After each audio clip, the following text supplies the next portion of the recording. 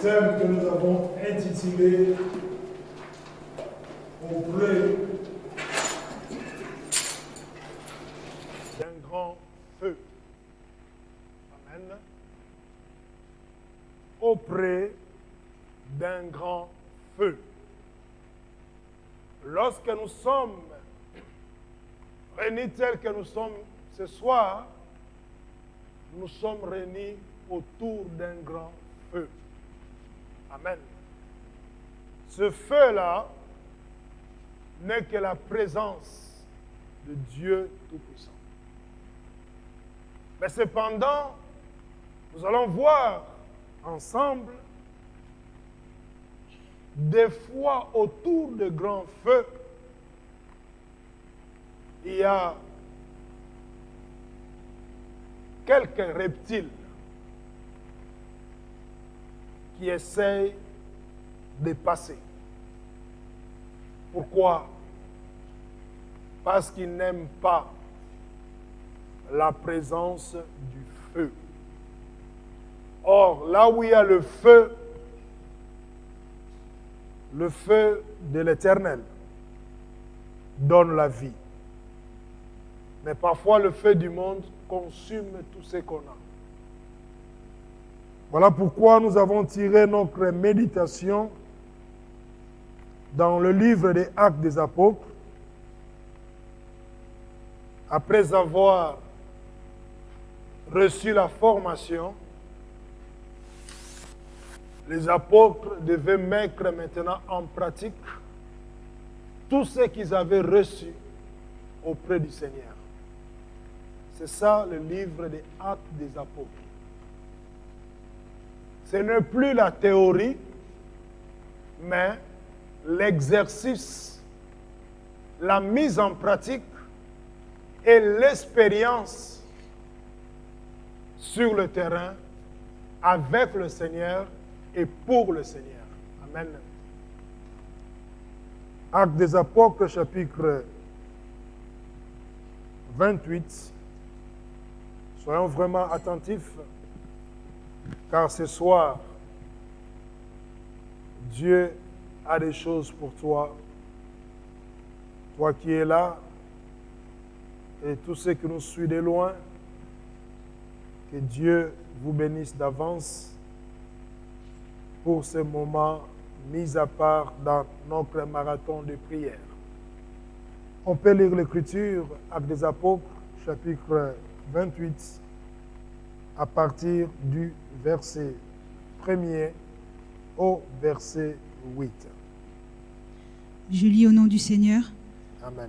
Une fois hors de danger, nous reconnûmes que l'île s'appelait Malte. Les barbares nous témoignèrent une bienveillance peu commune. Ils nous recueillirent tout auprès d'un grand feu qu'ils avaient allumé parce que la pluie tombait et qu'il faisait très froid. Paul ayant ramassé un tas de broussailles et l'ayant mis au feu, une vipère en sortit par l'effet de la chaleur et s'attacha à sa main. Quand les barbares virent l'animal suspendu à sa main, ils se dirent les uns aux autres, « Assurément, cet homme est un meurtrier, puisque la justice n'a pas voulu le laisser vivre après qu'il a été sauvé de la mer. » Paul secoua l'animal dans le feu et ne ressentit aucun mal. Ces gens s'attendaient à le voir enfler ou tomber mort subitement, mais après avoir longtemps attendu, voyant qu'il ne lui arrivait aucun mal, ils changèrent d'avis et dirent que c'était un dieu. Il y avait dans les environs des terres appartenant au principal personnage de l'île, nommé Publius, qui nous reçut et nous logea pendant 3 jours de la manière la plus amicale. Après un séjour de 3 mois, le père de Publius était alors au lit, malade de la fièvre et de la dysenterie. Paul, s'étant rendu vers lui, pria, lui imposa les mains et le guérit. Amen. Alléluia. Est-ce qu'on peut acclamer la parole du Seigneur?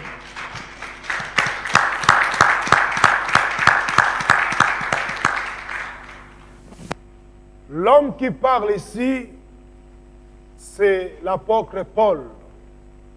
Jadis Saoul ou Saul, qui a fait une rencontre spéciale, particulière avec le Seigneur. Et cette rencontre-là était parmi les rencontres que j'appelle collision frontale.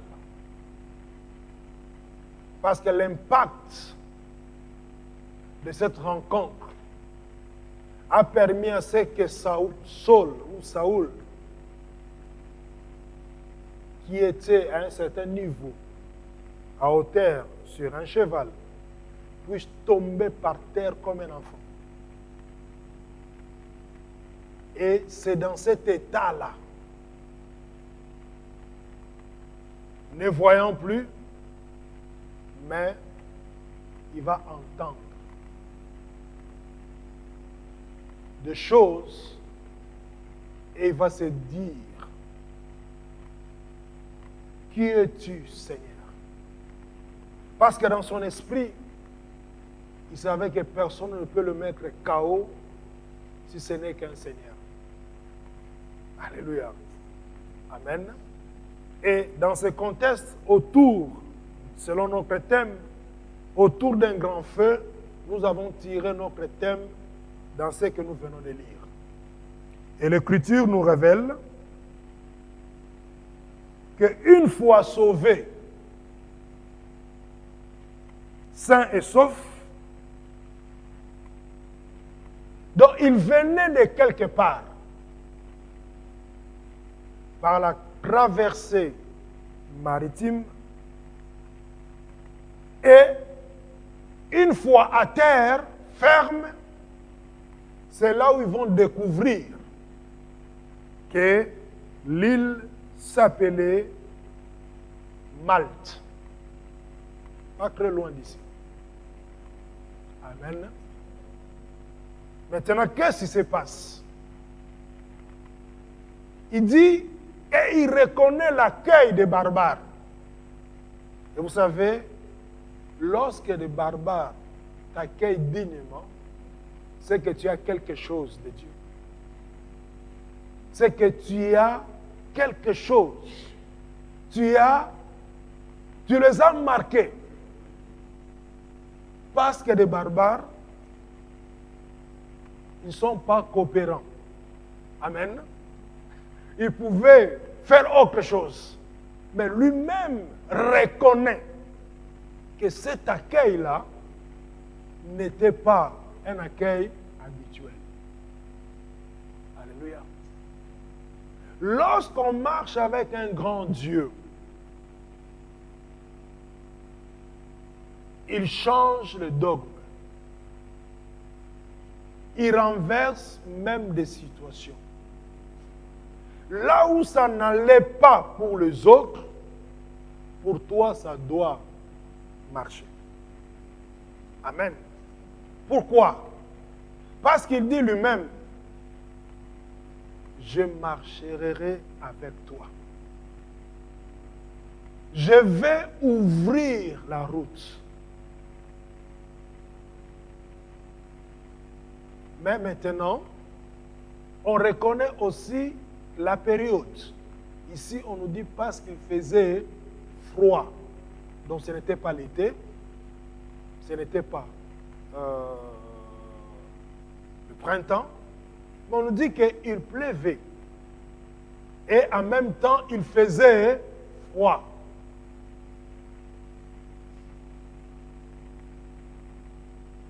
Ils se sont engagés, ou ils ont pris la décision, selon le terrain, d'allumer un grand feu. Mais Paul voulait aussi à son tour participer.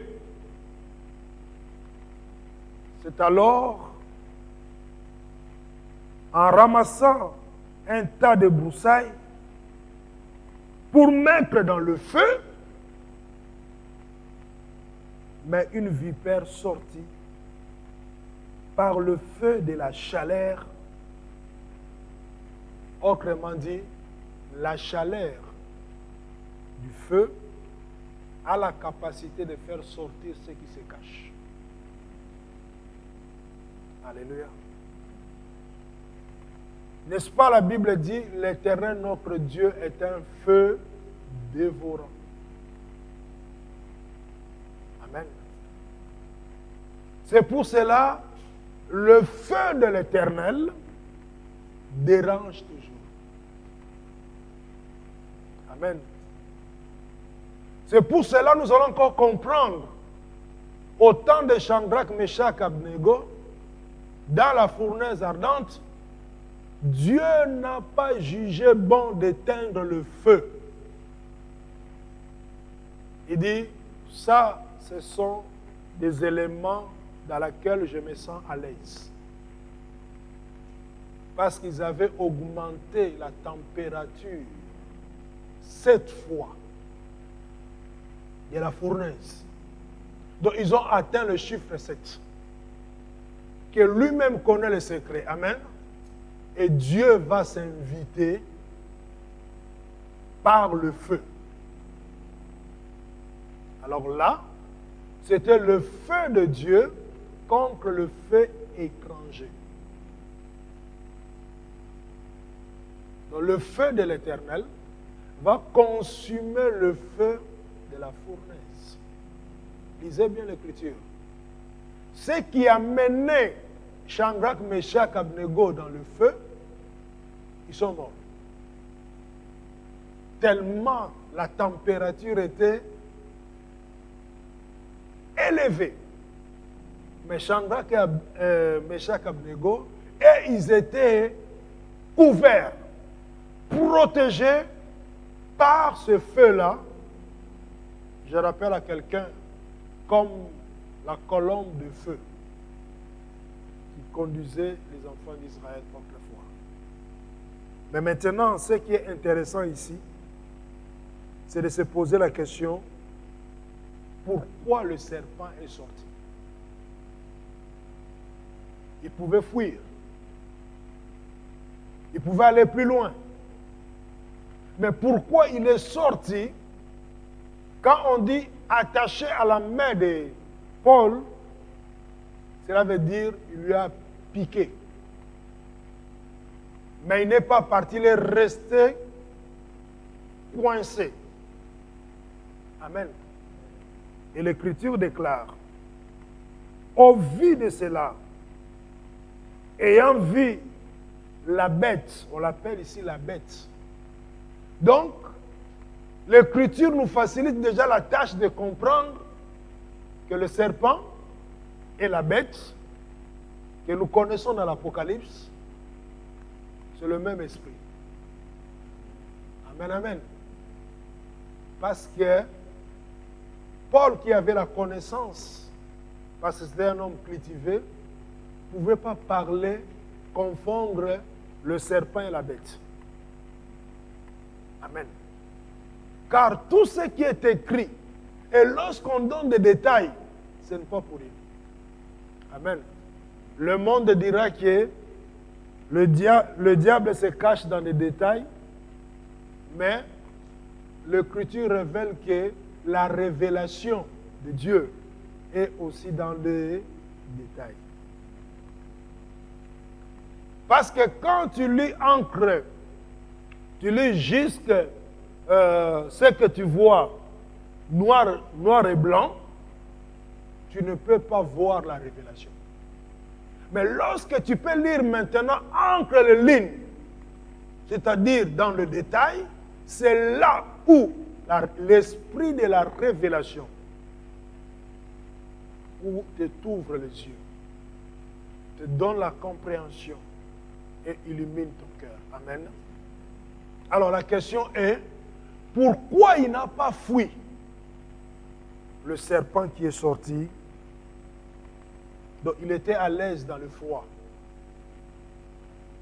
C'est la chaleur qui est venue le démasquer. Au jour d'aujourd'hui, combien de chrétiens sont piqués par le venin de séduction, des mensonges, de murmures, de découragement et de tant de choses. Amen. Mais ce qui s'est passé ici, c'était aussi l'ombre. Ici, c'est la réalité. L'ombre, nous allons le voir. Amen. Alors, avant de continuer, parce que ça, c'est le verset de base, allons nous promener un peu dans l'Exode. Nous appelons Moïse à la barre pour nous donner son témoignage. Amen. Exode chapitre 4.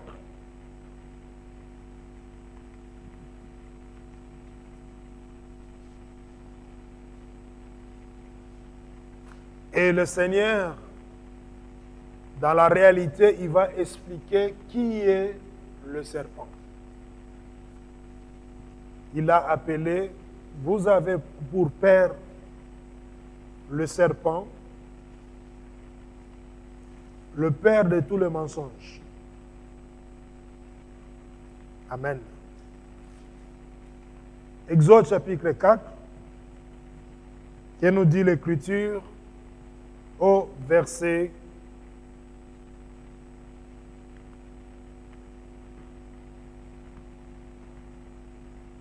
verset 2 jusqu'au verset 4 seulement. Exode 4, verset 2. Amen. L'Éternel lui dit, « Qu'y a-t-il dans ta main » Il répondit, « Une verge. » L'Éternel dit, « Jette-la par terre. » Il la jeta par terre et elle devint un serpent. Moïse fuyait devant lui. L'Éternel dit à Moïse, « Étends ta main et saisis-le par la queue. » Il étendit la main et le saisit, et le serpent redevint une verge dans sa main. Comme Moïse, devant ce buisson ardent, il y a plusieurs leçons à tirer. Amen. Mais je me pose la question, et je voudrais que cette question puisse nous titiller un peu dans la tête. Dieu pose la question à Moïse, qu'est-ce que tu as à la main? Moïse dira, la verge. Dieu lui dit, jette-le par terre.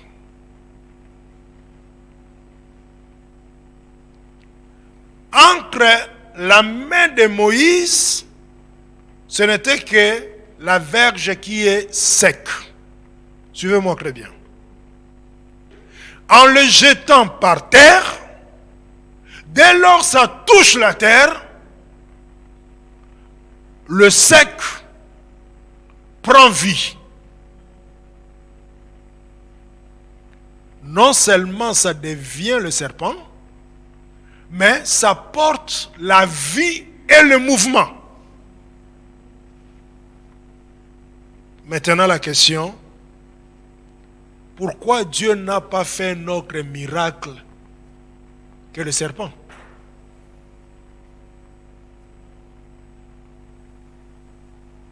Pourquoi pas la colombe? Pourquoi pas autre chose? Un autre reptile? Un autre animal? Mais seulement le serpent. Et dès lors, Moïse, ayant vu la chose, il va fuir. Amen. Mais le Seigneur va lui dire, non, ne fuis pas. Tu reprends. Autrement dit, c'est ton bâton. Mais, tu ne savais pas que tu marchais avec un serpent. Alléluia. Bien-aimé, si ce Dieu-là nous ouvre les yeux, nous sommes dans Exode chapitre 4, le verset 2 au verset 4. Si l'Éternel Dieu nous ouvre les yeux de voir des choses pendant que tu pries, tu auras encore plus la crainte de Dieu. Amen. Et ceux qui sont trop sensibles, Dieu vous épargne de tomber en syncope. Alléluia. Acclamons Jésus.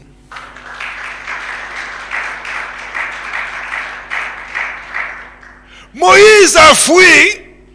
Il s'est dit, qu'est-ce que j'avais en main?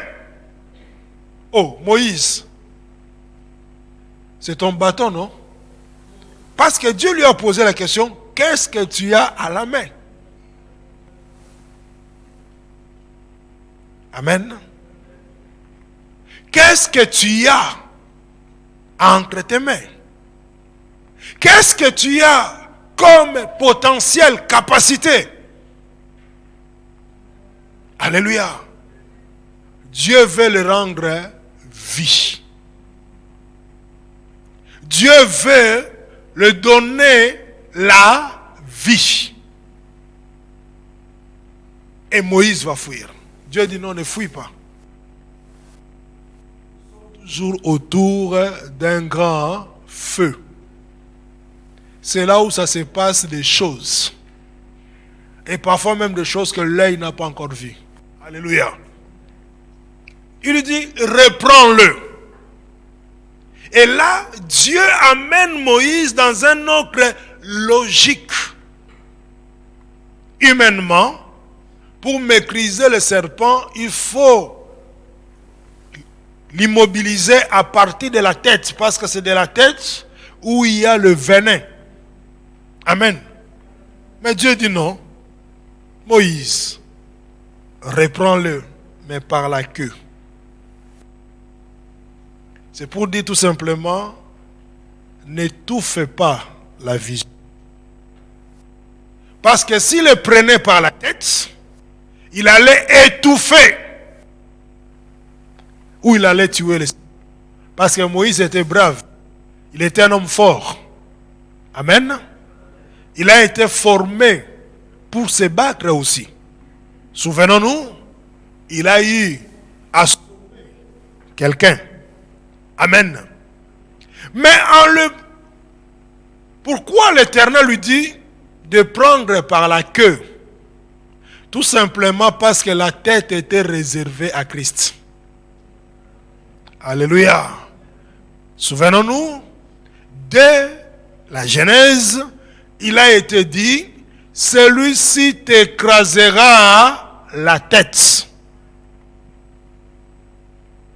Pas il va caresser ta tête. Il va écraser ta tête. Voilà pourquoi l'Éternel va dire à Moïse, non, ne le tiens pas par la tête, parce que la tête est réservée. Et nous savons, pour nos sœurs, lorsque on attend la famille avec la grossesse, au moment de l'accouchement, avant l'accouchement, il y a encore d'autres visites à faire pour voir si l'enfant n'est pas en position de siège. Pourquoi? Parce que ce n'est pas bon que l'enfant puisse sortir par le pied. Parce qu'il va s'étouffer. Mais on préfère que l'enfant sorte par la tête.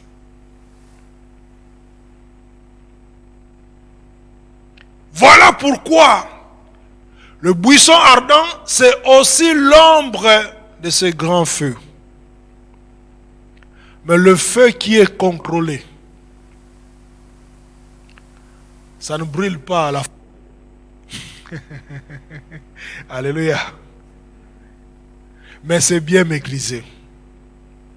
C'est ça aussi la présence de Dieu. Quand on entre dans la présence de Dieu, ce n'est que ceux qui sont conscients de la présence qui peuvent aussi expérimenter la présence de Dieu. Ceux qui ne sont pas conscients sont des accompagnateurs. Amen.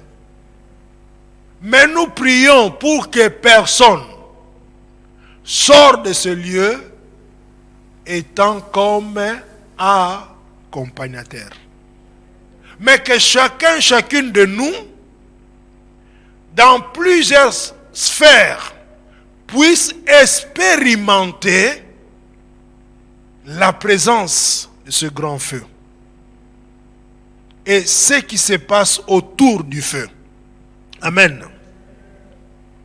Mais en même temps, l'Éternel était en train d'annoncer à Moïse, par l'esprit de la révélation, qu'il aura à faire, qu'il aura à rencontrer dans sa marche et dans son ministère le serpent. Autrement dit, le Seigneur voulait le vacciner d'avance. Alléluia. Amen, amen.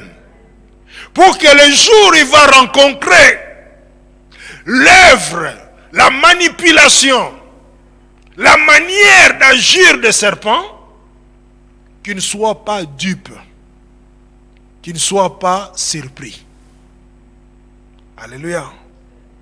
C'est pour cela que vous allez constater, ceux qui ont des séquelles du serpent, c'est-à-dire les mensonges, ce sont des hommes et des femmes, quand ils parlent, mais s'il ne sait pas dribbler, alléluia, lui il te dribble extraordinaire, tu ne te rends même pas compte. Ce n'est que lorsqu'il y a des effets collatéraux ou secondaires, c'est là où tu vas te rendre compte, oh, il m'a eu, il m'avait trompé, alléluia, elle m'avait trompé, amen. L'Éternel préparait Moïse en se disant, ce que tu viens d'expérimenter, seul, dans ma présence, tout au long de ta marche, dans le désert, tu auras à rencontrer le serpent. Amen. Et bien souvent, pour le lecteur de la Bible, n'est-ce pas quand Aaron avait fabriqué le veau d'or que nous connaissons, Moïse lui a posé la question. Qu'est-ce que tu as fait? Aaron n'a pas dit que c'est moi qui ai demandé de m'apporter de l'or. Mais Aaron l'a trompé en disant, tu connais bien ce peuple. Alléluia. Ils ont voulu me tuer. Parce que ça fait partie des choses qu'on ne dit pas. Et pourtant,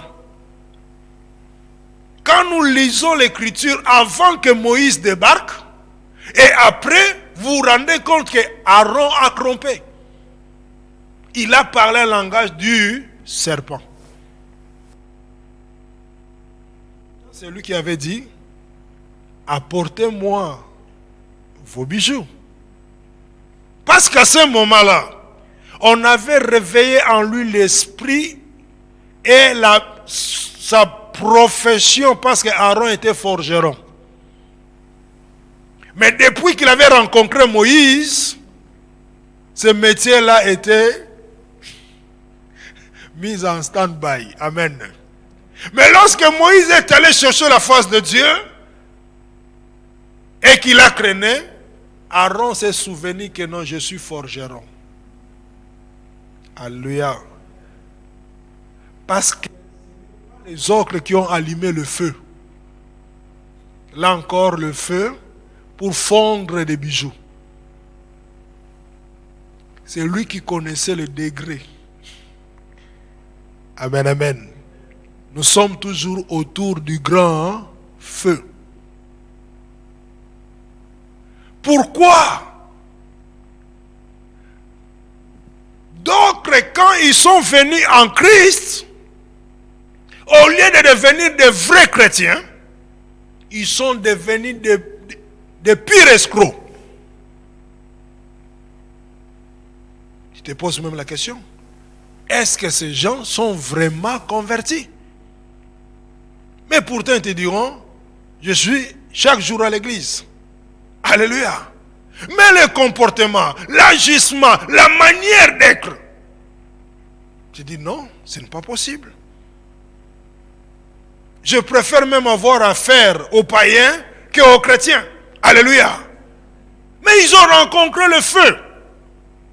Mais dans ce feu-là, est sorti le serpent. Cela veut dire que ce qui est caché, c'est pour cela quand on est dans la présence de Dieu, il est impératif d'être sincère avec soi-même et avec Dieu. Tout chrétien, tout enfant de Dieu qui est sincère avec Dieu, avec soi-même, ce sont des chrétiens qui progressent. Ce sont des chrétiens qui s'épanouissent. Ce sont des chrétiens qui excellent. Mais tout chrétien qui vient dans la présence de Dieu, qui côtoie même des églises, s'il n'est pas sincère, la nature de fils d'Adam revient au galop.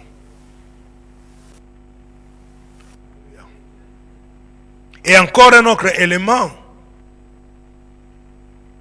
le feu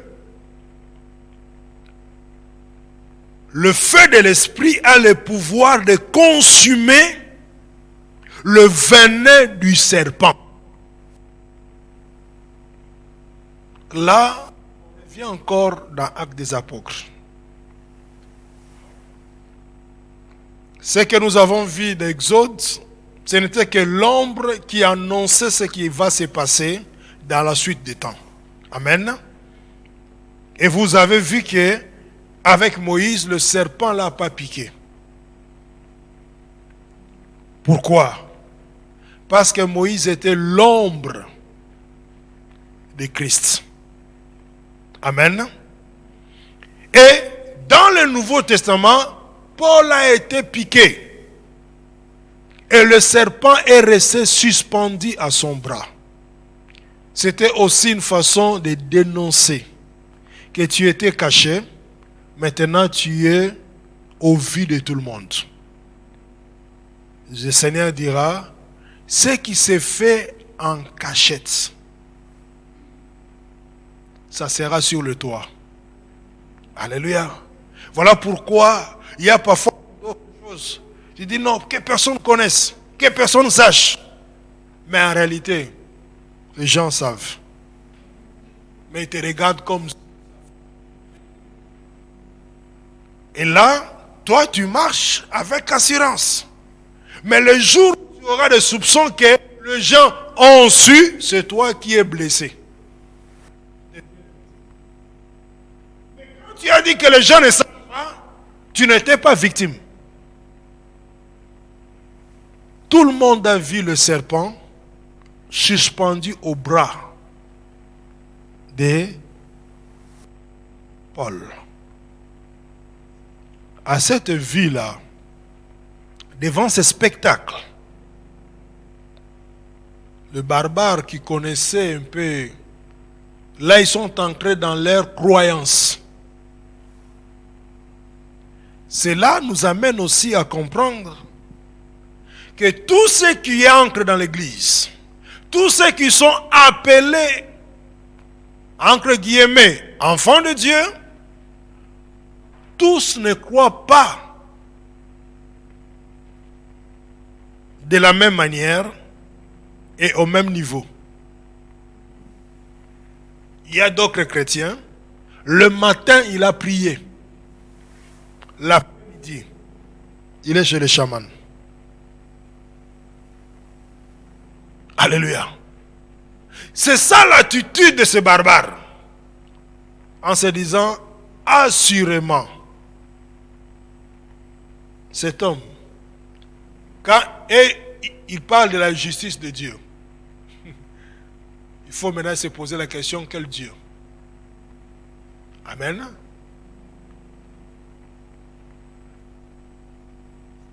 Il y a le grand Dieu et le petit Dieu. Ils attendaient maintenant qu'il meure, qu'il tombe, qu'on puisse dire que non, c'est fini pour lui.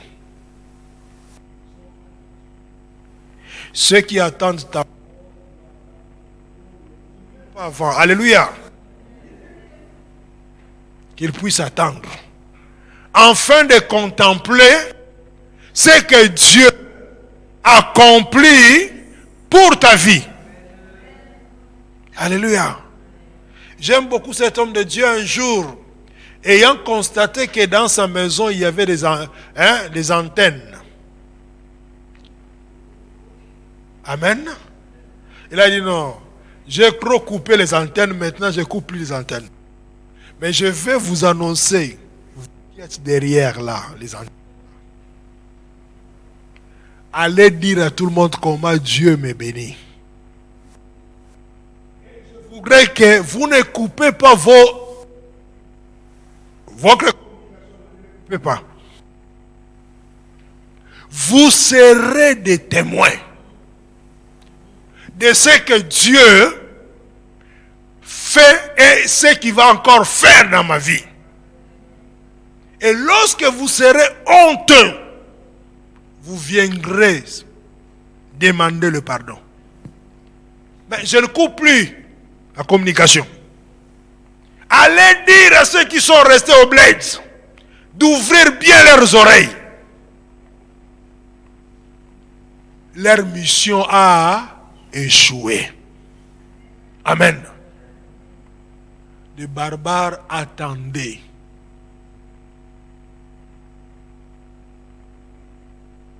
Ils ont attendu combien de temps? Parce que eux, ils avaient l'expérience. Ils savaient que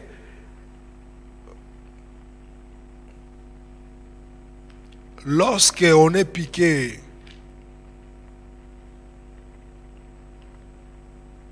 par la vipère, parce que dans ce domaine-là,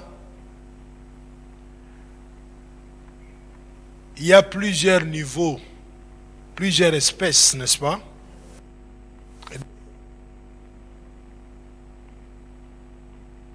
Boa, c'est aussi un serpent. Alléluia.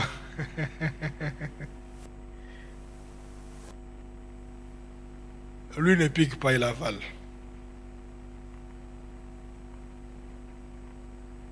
Amen. Il y a d'autres serpents. En taille, il est plus grand que moi. plus grand que toi. Amen. Ils ont attendu longtemps avant de changer leur langage. Mais maintenant, pourquoi le venin du serpent n'a pas piqué et n'a pas tué?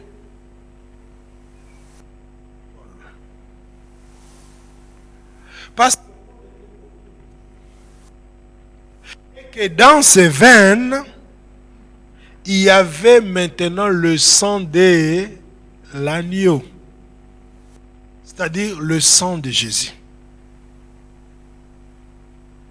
qui purifie tout ce qui est impur.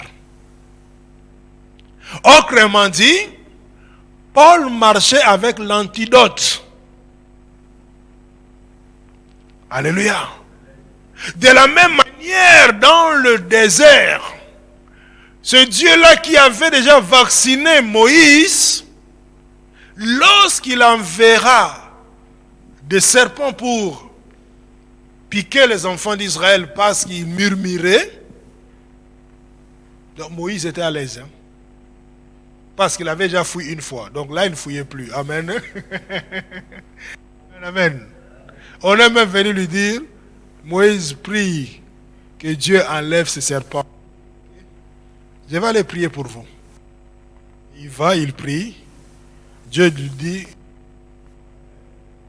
j'ai entendu, j'ai exaucé la prière. Mais seulement, le serpent, je n'enlève pas. Mais va faire un autre serpent d'airain. Quiconque mordit par l'autre serpent que moi j'ai envoyé, parce que là ce n'est pas Satan, le serpent que moi j'ai envoyé, pendant qu'il crie, qu'il lève seulement la tête, qu'il regarde le serpent que tu vas lever. Donc, au contact du regard, il y a l'antidote qui entre directement dans le corps de la personne et la personne est guérie. Vous savez, parfois, les difficultés de la vie nous aident parfois à grandir. Ça aiguise nos épaules. Et parfois, j'entends quelqu'un dire, non mais pasteur, c'est dur, il ne faut pas dire ça. Alléluia. Mais parfois, tu n'as pas tellement été attentif lorsque tu as été averti. Et parce que tu n'as pas été attentif, le Seigneur a permis. C'est là où vient la volonté permissive. Il permet. Mais il n'est pas loin, il est toujours à côté de toi. Dans l'attente que tu puisses te rendre compte. Et tu l'appelles au secours. Pourquoi?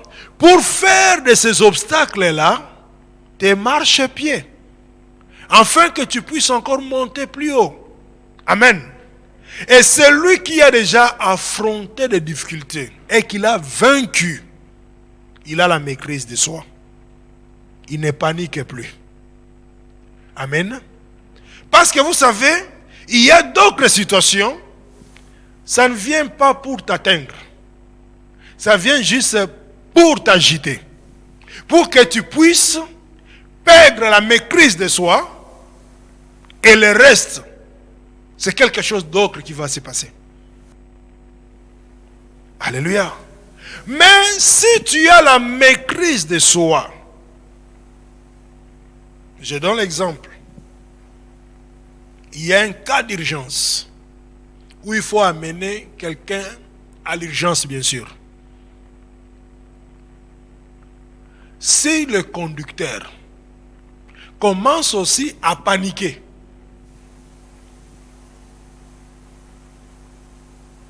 se mettre dans tous ces états, est-ce qu'ils vont arriver?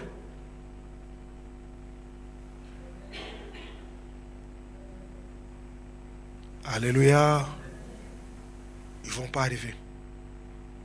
C'est pour cela, il faut que le conducteur ou la conductrice puisse avoir la maîtrise.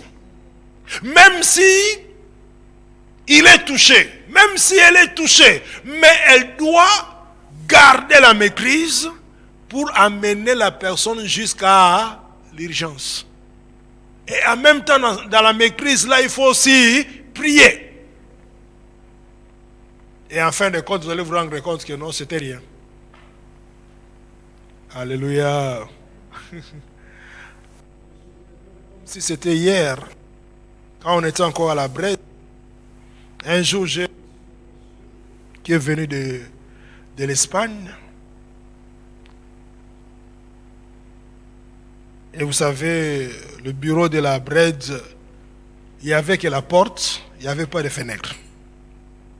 Alors, le monsieur toussait d'une façon horrible. Mais, à ce moment-là, étant que pasteur, tu ne peux pas manifester que non. Monsieur, s'il te plaît, m'écris-toi un peu. Alléluia. Donc, j'ai respiré tout ce que la personne toussait. Et en fin de compte, vers la fin, vous me dites que non, je suis malade. On m'a donné la graisse. On m'a donné la graisse de El Bethel. Je suis venu demander l'aide. Alléluia. J'ai donné ce qu'il fallait. Il est parti se soigner. 3 jours après. La nuit de samedi à dimanche. Vers 2 heures du matin.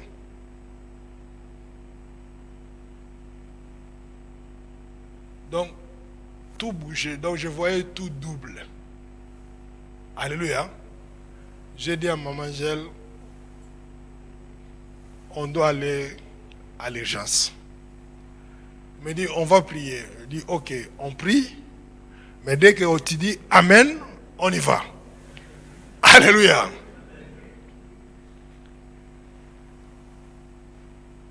Parce que je supporte beaucoup. Amen. Mais là, on a appelé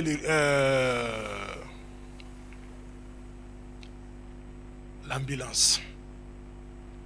On arrive à l'hôpital, à l'urgence Bordeaux-Nord. On m'a pris, on m'a examiné. Et après, il me dit, monsieur, ce que tu as reçu comme effet, ça tue des éléphants.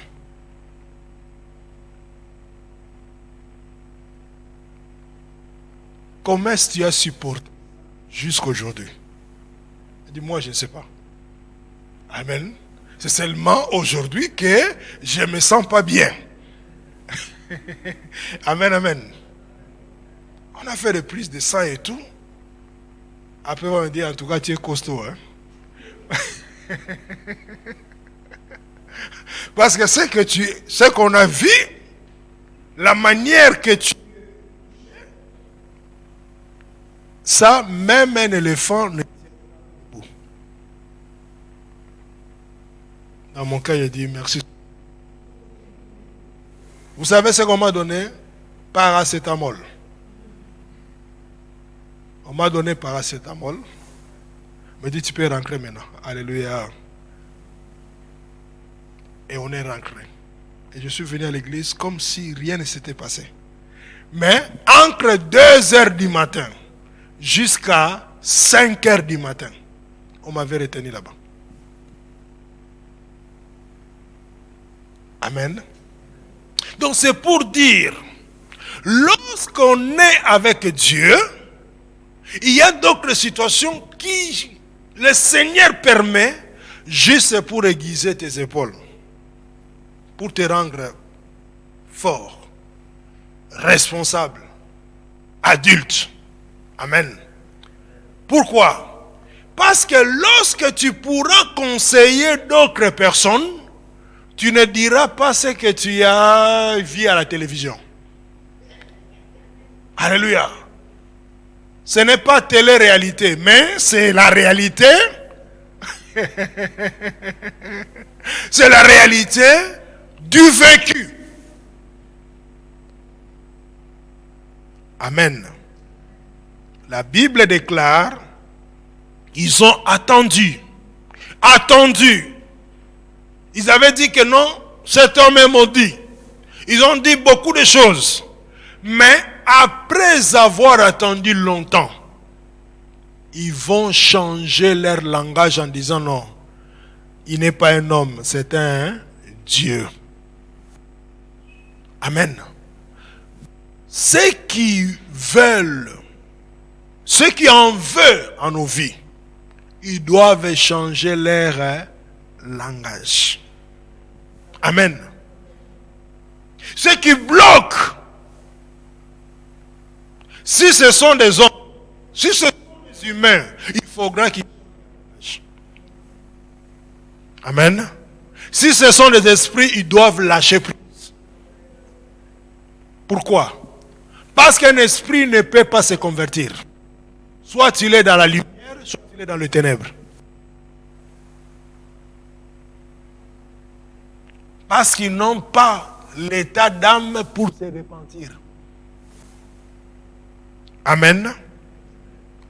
Alors, on nous dit, nous sommes toujours autour de ces grands feux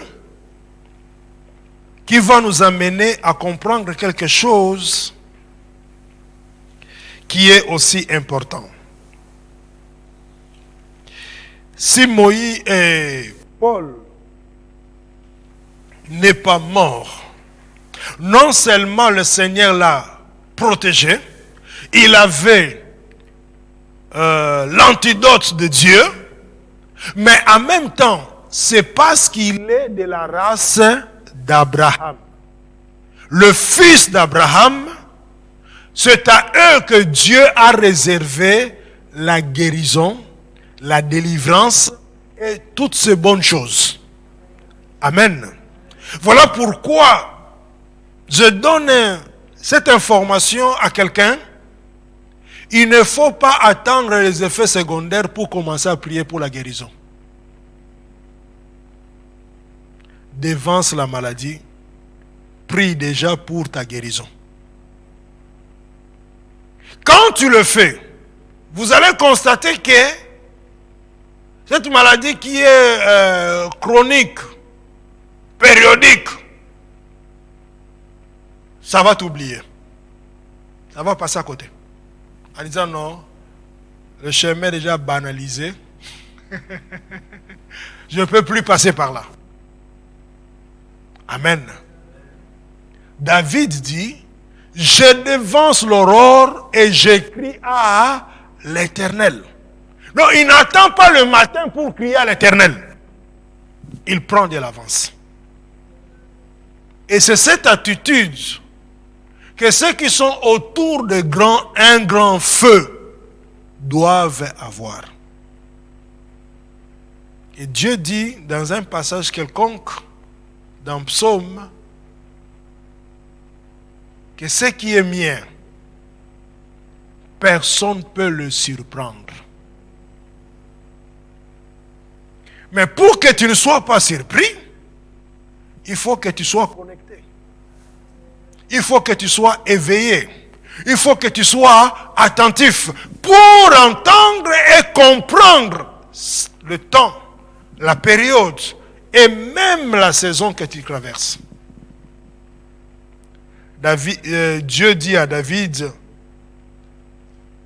l'ennemi ne le surprendra pas. Lisons cette écriture. Psaume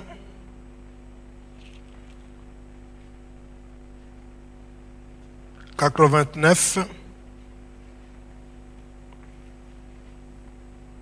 qui nous révèle l'écriture.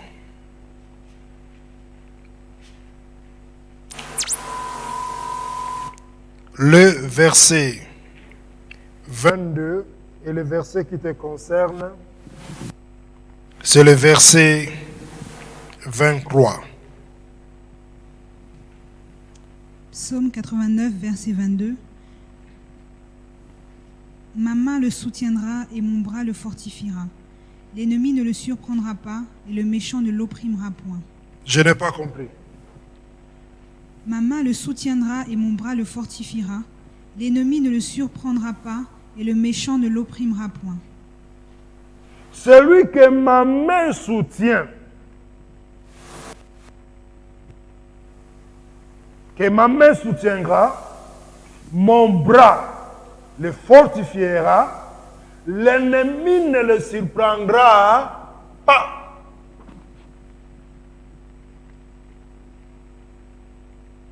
Les hommes injustes ne l'humiliera pas. Maintenant, d'où vient que toi, on te surprend tout le temps?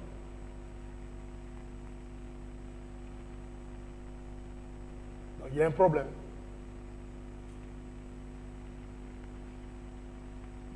Est-ce que Dieu a menti?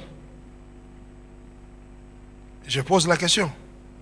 Est-ce que Dieu a menti? Mais pourquoi tu vis l'opposé?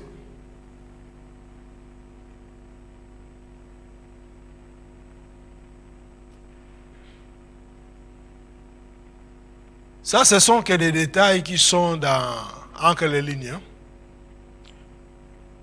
La révélation de Dieu nous amène à comprendre ce que les gens ne comprennent pas.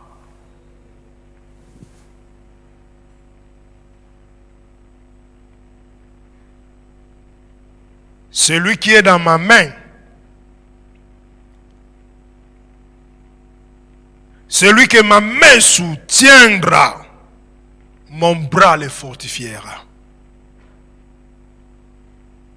Il ne s'arrête pas qu'à la main. Il dit mon bras. Donc l'ensemble de ce qui fait la main de Dieu.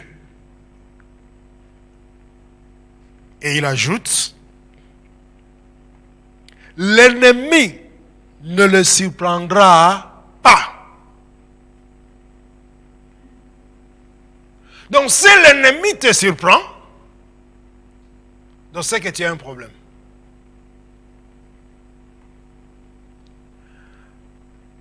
Amen, amen. C'est pour cela, parfois, ceux qui n'aiment pas El Bethel sont souvent troublés. Parce qu'à chaque fois, il y a le plan de l'ennemi contre son œuvre, contre son église. L'Éternel avertit. Alléluia. Et quand il avertit, eh bien, le plan est déjoué. Et lorsque ils viendront avec l'espérance que non, cette fois-ci, ça y est, je vais leur surprendre, c'est déjà vu. Alléluia. Et demain, après-demain, tu attendras. Ils n'ont pas l'amour. Alléluia. Non, ce n'est pas l'histoire d'amour. Dis seulement que la mission que tu étais venu avec, ça a échoué. Amen. C'est pour cela, bien-aimé, lorsque Dieu nous a... Vous savez, c'est pour cela il est important de rester autour du feu. La Bible dit dans Hébreu, l'Éternel Dieu était un feu dévorant. Mais il dévore qui? Pas le sien. Il dévore les autres. Il dévore le feu étranger. Mais il ne dévore pas ceux qui ont son feu. Parce que Dieu ne peut pas se brûler. Alléluia.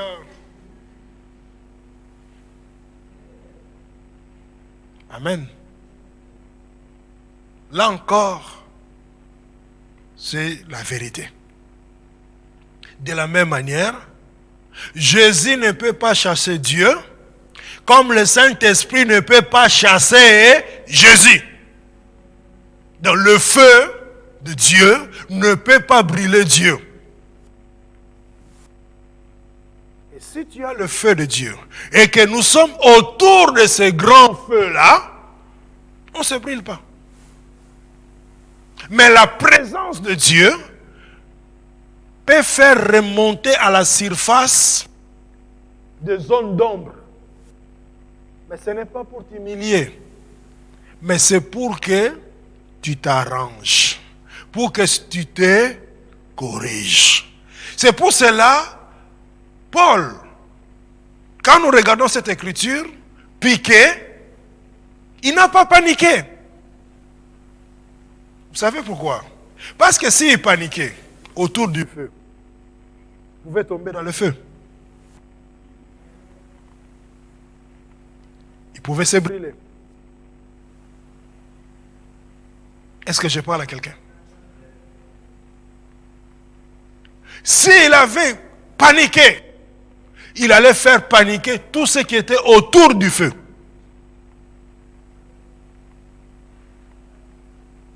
Mais connaissant le secret du feu, il va lever sa main avec ce serpent-là dans le feu. Il dit, tu es sorti du feu, tu dois te brûler aussi par le feu.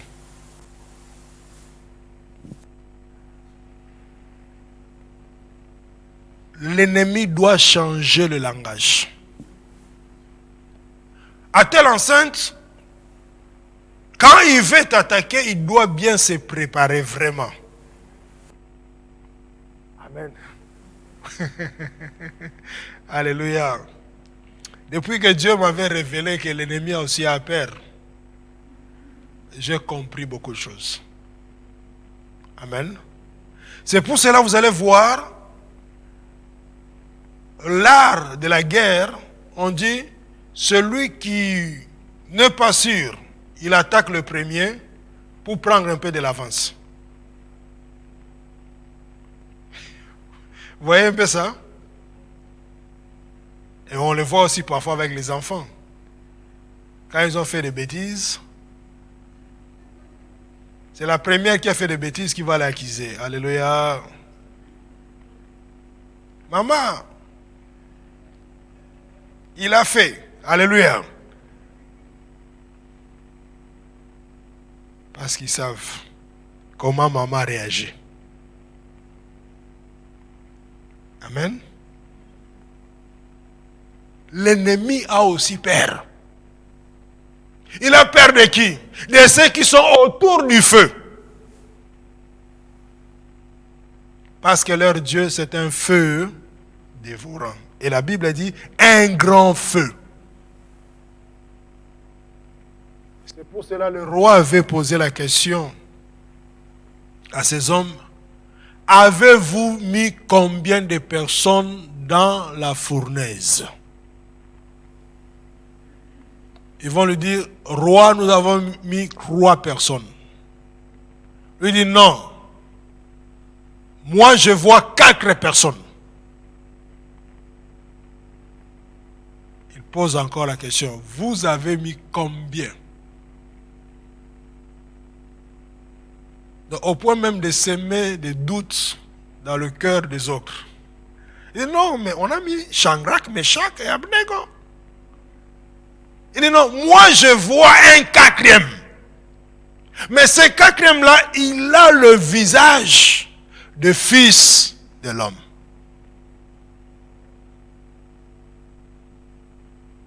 Tu n'es pas seul. Dis, je ne suis pas seul. Je ne suis pas seul. Alléluia. Tu es avec quelqu'un. Le Seigneur des Seigneurs. Alléluia. Celui-là, quand il est avec toi, même si les gens ne sont pas avec toi, lui va les convaincre, ils vont se soumettre à toi. Alléluia. C'est un Dieu, quand on est avec, on ne court pas derrière les gens pour chercher se familiariser, se forcer, acceptez-moi comme ami. Non, non, non, non. C'est eux qui viendront te solliciter si tu veux bien être leur ami. Moi, il y a parfois d'autres hommes de Dieu, je les fouille. Je me cache. Je n'en veux pas. Alléluia.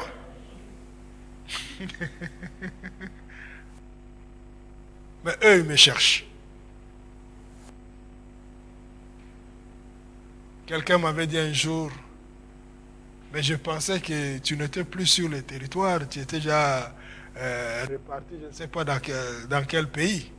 Mais non, je suis toujours là. Alléluia. Lorsqu'on est autour de ces grands feux-là, là où il y a le feu, ça se voit de loin. Le feu ne fait pas de publicité. Mais c'est ceux qui sont dans l'ombre, ceux qui sont dans le ténèbre, ils voient le feu. Quand il y a l'incendie, l'incendie ne parle pas. Hein. C'est les gens qui doivent constater qu'il y a l'incendie. Vous êtes toujours là? Dernier élément avant de prier.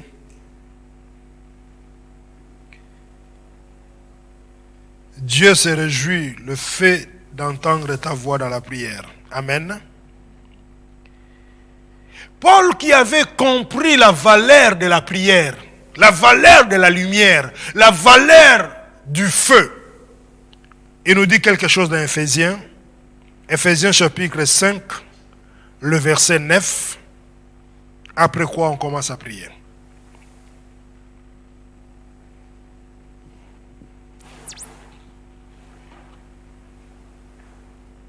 Que dit l'Écriture?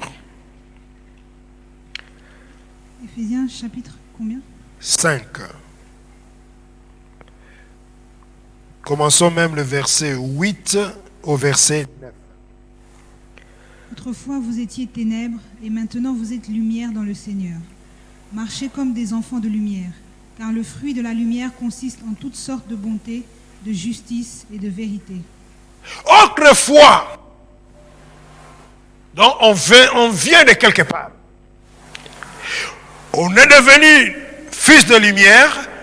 Paul dit, marchez maintenant, étant, vous êtes lumière dans le Seigneur. Marchez comme des enfants de lumière. Et il révèle quelque chose.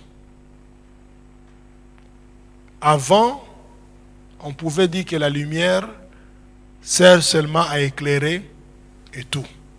Mais Paul, qui avait compris son premier rencontre avec cette grande lumière qui a jailli pendant les jours, ça brillait tellement, et c'était à midi, mais une autre lumière plus forte que la lumière du jour, il dit, car le fruit de la lumière consiste en toutes sortes de bonté, de justice et de la vérité. Ici, ce n'est pas le fruit de l'esprit. Alléluia. Donc, Paul révèle que même la lumière a ses fruits. La lumière a ses fruits, c'est-à-dire, il a sa vertu. Pour reconnaître celui qui est dans la lumière, il doit voir la vertu ou des qualités. Et là, il révèle bonté, justice et la vérité. Ça ne suffit pas de dire que non, moi je suis fille de lumière ou fils de lumière. Est-ce que tu as la bonté? Est-ce que tu as la justice? Est-ce que tu as la vérité?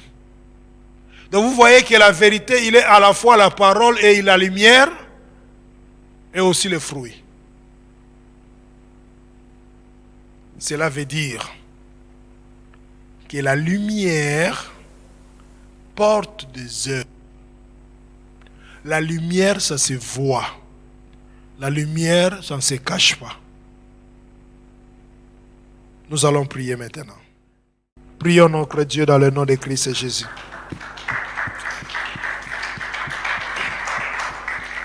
Nous prions, Seigneur, au puissant de Christ, afin que la grande lumière, parce que nous sommes auprès de la lumière de Dieu, que cette grande lumière puisse avoir des effets et que tout ce qui a été enfoui, tout ce qui a été caché, soit condamné par la lumière qui chasse les ténèbres. Nous prions notre Dieu, prions, alléluia.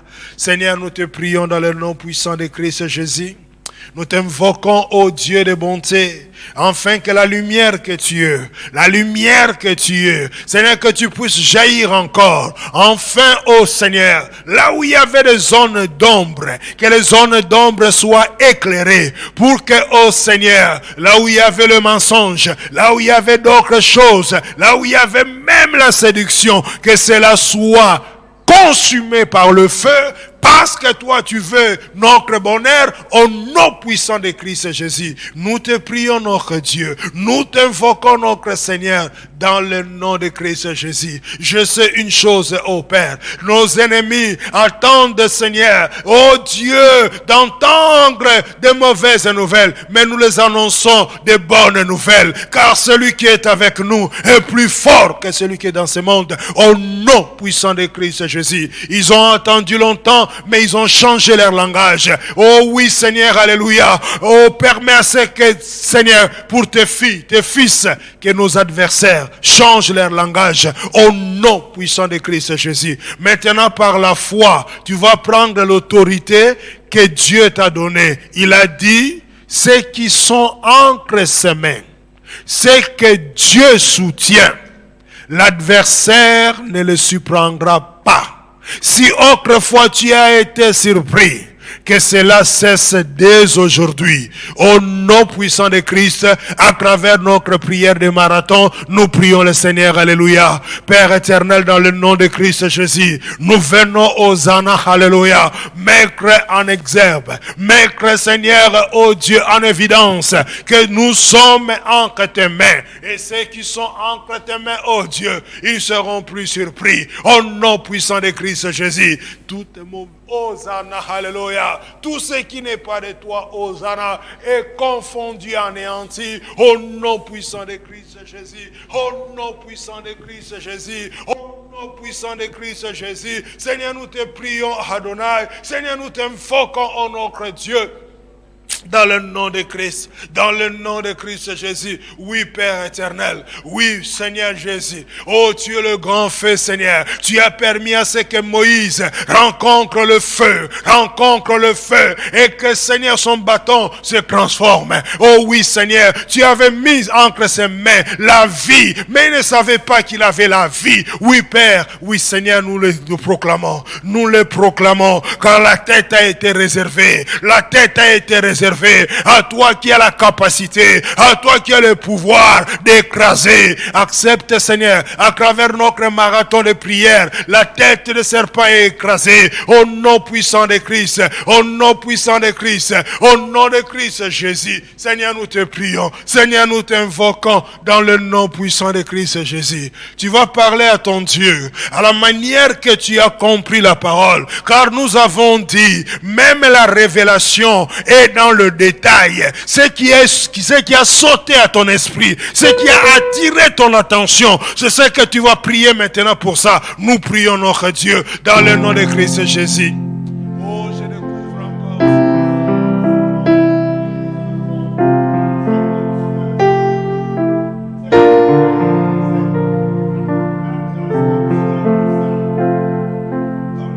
Qu'il puisse vivre, Seigneur, des expériences d'excellence avec toi, de merveilles avec toi, afin qu'il puisse dire, oui, le Dieu d'El-Béthel, il est le grand Dieu, le Dieu tout-puissant, celui qui est apparu à Jacob. C'est toi que nous appelons au nom puissant de Christ, au nom de Christ Jésus. Et ce que tu as investi, ce que tu as semé dans la prière cette nuit, que cela soit écrit et accompli, et qu'en retour, que la rosée du Seigneur